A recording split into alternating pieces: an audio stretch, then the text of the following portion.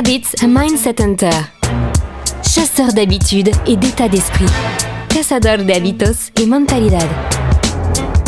Un état d'esprit innovant pour une vie épanouie. Une émission de et avec Melika Badreddine. Bonjour les amis, bonjour et bienvenue sur ce podcast. Cette communauté, c'est vous. Nous sommes aujourd'hui présents dans 50 pays dans le monde francophone et non francophone. Merci pour votre soutien, merci pour les étoiles, les cœurs, les commentaires et les questions. Aujourd'hui, nous avons la joie de recevoir à nouveau Yasmine, princesse Yasmine. Yasmine a grandi en Algérie, dans la ville d'Annaba. Elle choisit la France pour continuer ses études, où elle fait aussi un Master 2 à la Sorbonne jusqu'au doctorat. Et elle intègre un grand groupe. Et ensuite, elle se développe, elle découvre encore d'autres choses et elle vogue vers de nouvelles choses comme les livres pour les enfants avec lesquels elle écrit avec sa sœur Nesrine, dont la collection c'est les contes de la science. Elle a fondé une association culturelle, United Hopes, en 2017, dont la mission est le dialogue interculturel entre Orient et Occident. Son but, c'est de promouvoir la lecture auprès des enfants défavorisés. Mais ça ne s'arrête pas là et Yasmine va nous présenter justement une partie de son parcours actuel. Bienvenue Yasmine. L'interview de Melika. Alors aujourd'hui Yasmine, est-ce que tu peux nous dire justement, et ça va nous permettre d'enchaîner directement avec ce qui nous intéresse aujourd'hui, puisqu'on va parler des codes. Aujourd'hui, que fais-tu dans la vie ? Qu'est-ce qui occupe ta vie ?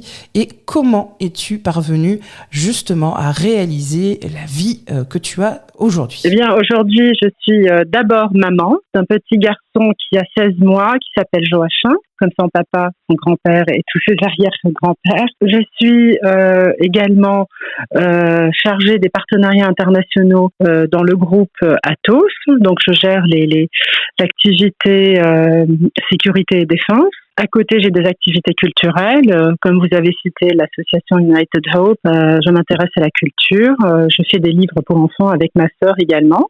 Nous en avons publié 3 déjà. Il y en a un autre en route normalement. Et aussi, j'ai mon activité de princesse. Donc, c'est une activité non rémunérée, bien entendu. C'est un devoir que de faire rayonner l'histoire de France, l'histoire de la famille de mon mari, donc qui appartient à la France et à tous les Français. Et donc mon devoir en tant que princesse appartenant à la famille impériale de France et la maison royale Murat, de faire rayonner un peu cet héritage et notamment ses valeurs. Alors magnifique, justement, est-ce que tu peux nous en dire un petit peu plus ? Donc Joachim, ton mari, toute cette histoire et comment les codes, quel est le rôle des codes ? On en avait parlé l'autre jour.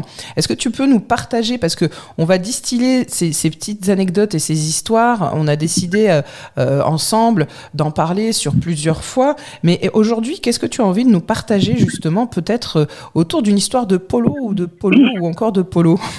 Bon, il y a plusieurs questions dans ta question, mais donc je vais commencer par la première. Donc, parlons d'abord de méritocratie parce que c'est dont il s'agit concernant la famille de mon époux, qui descend donc de la sœur de Napoléon Bonaparte, donc Napoléon Ier, qui s'est mariée, donc Caroline Bonaparte, qui s'est mariée avec Joachim Murat, qui est un enfant du peuple, qui a gravi les échelons en tant que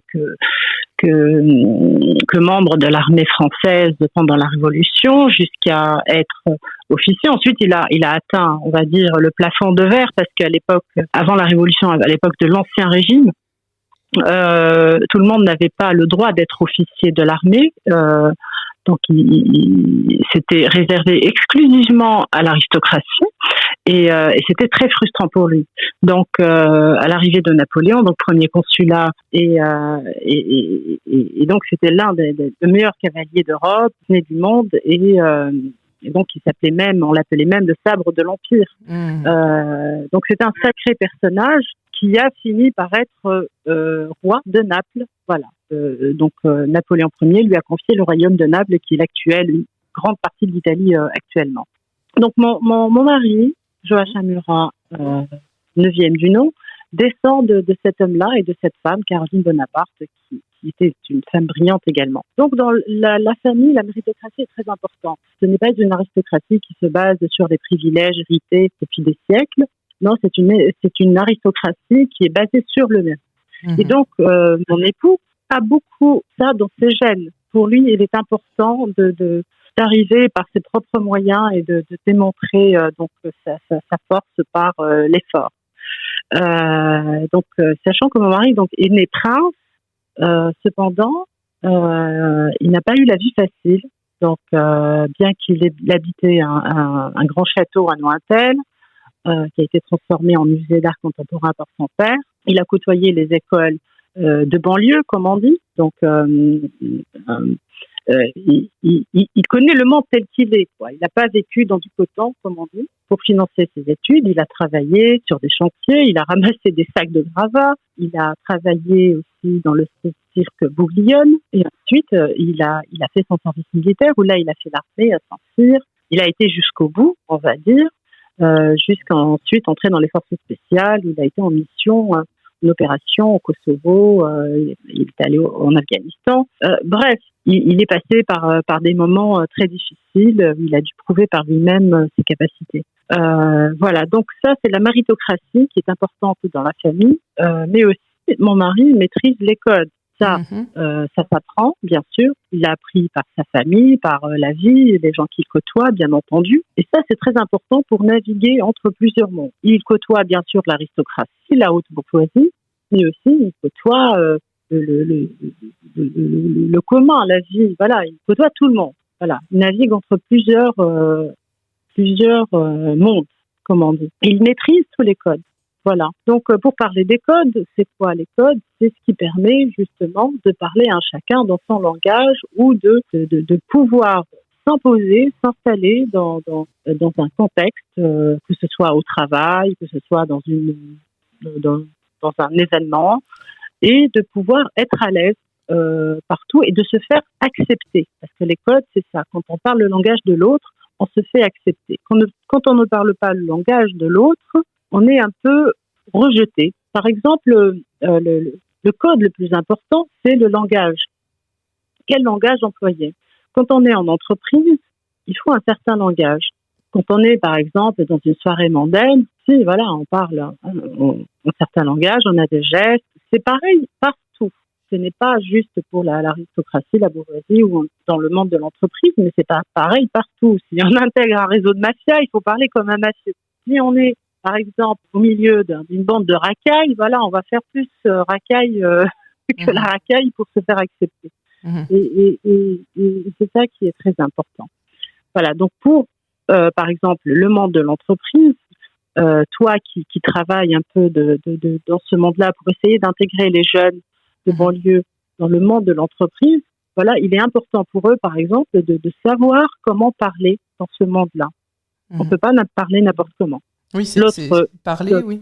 Pardon, oui, voilà. Donc, le fait de dire, de dire les choses basiques comme bonjour, au revoir, bonjour madame, monsieur. La manière aussi de le dire, par exemple, on peut dire ah pardon, on peut dire je vous prie de m'excuser. Ça change tout. On peut être habillé en jean basket, en Adidas. Pour ne pas citer la marque, mais je veux dire en survêt, casquette. Et le fait de bien parler français, ça change tout de suite la donne. On nous regarde autrement. Quand on dit je vous prie de m'excuser, madame, ça change tout. C'est pas comme oh pardon, madame, un truc comme ça. Déjà dire pardon, c'est déjà pas mal. Bon, c'est juste un exemple de s'excuser pour voilà. Il y a beaucoup d'exemples comme ça qui permettent un peu de changer la donne. L'autre code très important est la tenue vestimentaire. L'habit fait le moine. Ça, c'est une règle. On est bien d'accord. C'est vrai qu'on dit souvent, l'habit ne fait pas le moine. Ok, ça peut être vrai aussi, mais souvent les gens nous jugent par notre apparence. Donc la manière de parler, et deux, notre apparence. On peut être habillé en costume cravate, mais si on est décoiffé, sale, avec des taches partout, avec des odeurs qui dégagent, ça passe pas non plus. Voilà. Donc c'est un tout. Voilà, être habillé d'une manière correcte et propre sur soi, ce qui est basique normalement, mais ce qui n'est pas vrai pour tout le monde, est une chose très très importante. Donc ça, c'est pour citer les deux codes les plus importants. Il y en a d'autres, bien entendu. D'accord. Et est-ce que, par exemple, tu as juste un petit conseil à partager qui peut être appliqué là tout de suite, maintenant, aujourd'hui, par une personne qui serait, par exemple, en recherche d'emploi, de stage, quelque chose de vraiment très pratico-pratique qui peut être fait dans les quelques minutes qui suivent? Oui, d'abord, il faut travailler sa manière de parler. Ça peut se faire par plusieurs manières. D'abord, la lecture. Il faut s'appliquer à lire, parfois à haute voix et bien articulé, et savoir repérer des mots, apprendre des mots pour enrichir son vocabulaire. C'est une chose très importante, parce qu'on ne peut pas naviguer dans un monde à très haute concurrence si on a un vocabulaire très pauvre avec 3 ou 4 mots, voilà, pour simplifier. Mais si on enrichit notre vocabulaire avec des mots plus soutenus, ça change beaucoup de choses. Donc on peut les apprendre dans les livres, on peut prendre un dictionnaire et de temps en temps pêcher quelques mots comme ça, et aussi regarder des vidéos inspirantes de gens qui parlent bien. Il y a beaucoup d'interviews, d'entretiens sur YouTube par exemple, de gens extrêmement brillants, et on peut s'inspirer de ces personnes-là, de leur manière de parler et des termes, des mots qui sont utilisés. Donc ça, ça peut être très très rapide, ça peut aller très rapidement. D'accord. En tout cas, merci beaucoup Yasmine. On se retrouvera donc pour plus de partage de conseils de ta part sur les codes, plus d'anecdotes aussi, d'exemples que tu pourras nous donner pour justement intégrer l'importance de ces codes-là. Évidemment, le but n'est pas de se perdre dans tout ça, simplement de pouvoir tirer le meilleur parti, faire les meilleurs choix et avancer dans sa vie. Le bon plan de Melika. Alors les amis, ce qu'on peut retenir, il y a pas mal de choses, beaucoup de partages de qualité aussi aujourd'hui avec Yasmine. Ce qu'on peut garder peut-être, c'est prendre le réflexe de consacrer même 5 minutes par jour, on les a tous dans les transports ou ailleurs, pour s'enrichir au niveau de la culture, de la langue. Ce sont des choses qui sont simples, qui paraissent simples, mais qui ont tellement d'impact dans notre vie pour intégrer des codes, pour intégrer aussi certains milieux, pour aussi simplement obtenir, pourquoi pas, un emploi ou voilà, atteindre des sphères qui nous intéressent au niveau culturel et autres. Donc allons-y, les amis, 5 minutes par jour. Cette émission est maintenant terminée et comme dit Melika, fuck bullshit, love. Retrouvez l'ensemble des podcasts de Melika sur toutes les bonnes plateformes de streaming. Infos, actu, formation, coaching, ouvrages sur melikabadreddine.com.